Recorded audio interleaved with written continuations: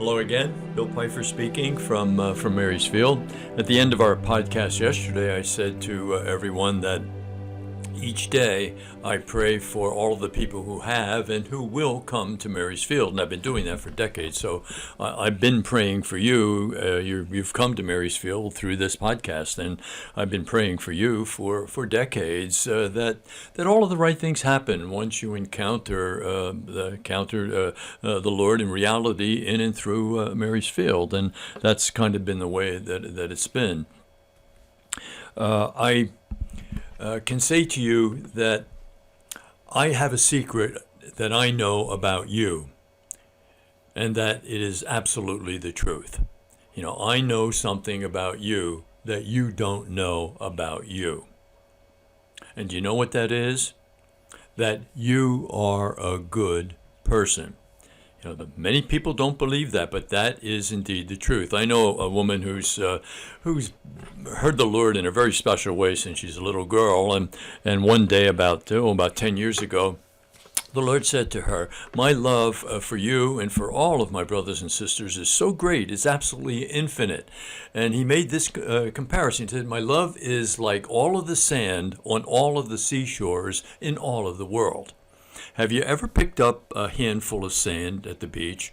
The little pieces of sand, and imagine the hundreds of thousands of pieces of sand you could hold in your hands, and His love is more than that for you. So you are special and you are good, despite all of the mistakes and the imperfections in your life and all of the things that you can tell me.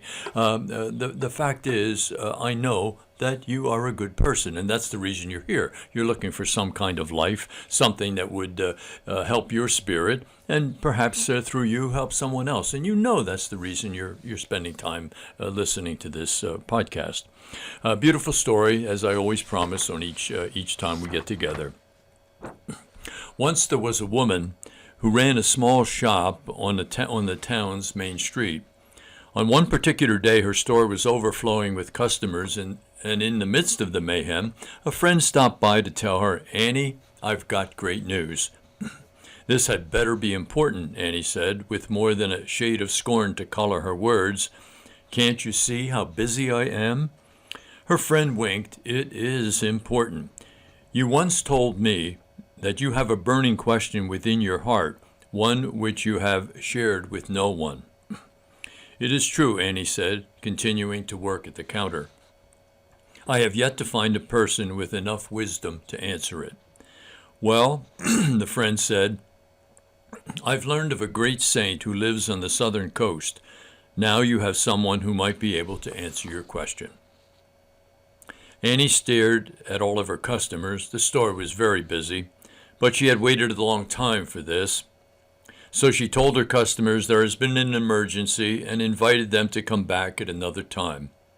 Annie rushed out the door, got in her car, and traveled down the coast to the place where her friend told her the saint lived. All the while, the question kept burning deeply in her heart.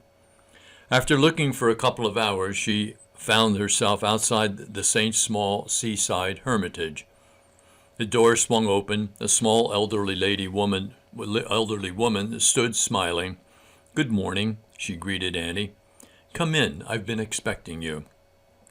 But Annie answered, "I have one question to ask of you, and I'll not move until it's answered."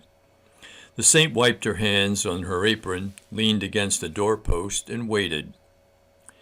"If you had one day to live, just one day, how would you spend that day?" The old woman gazed out at the ocean. A breeze brought a few strands of her white hair down upon her face, which she gently brushed back. "Well," she said softly, "first I would say my morning prayer. Then I'd fix a little coffee and toast. After breakfast, I would go out to weed the garden. Then I would probably go to visit my neighbor Gabe, since his rheumatism really bothers him this time of the year." The old woman paused to watch some gulls dive into the nearby water. "After visiting Gabe, I might come back to fix a bite for lunch and then take a short nap." Annie stopped her. "Wait, I'll bet that's the way you live every day." The old woman smiled. "Of course. Why would I live my last day any differently?" And the question for each of us is, how would we answer Annie's question? How would you live your last day if you knew that that was occurring? Happiness tomorrow always depends on doing the truth today. You do the truth today, you'll be happy tomorrow and the next day and the next day. That's where freedom really lies. Have a good day. It's been good being with you, and look forward to being with you again. God bless.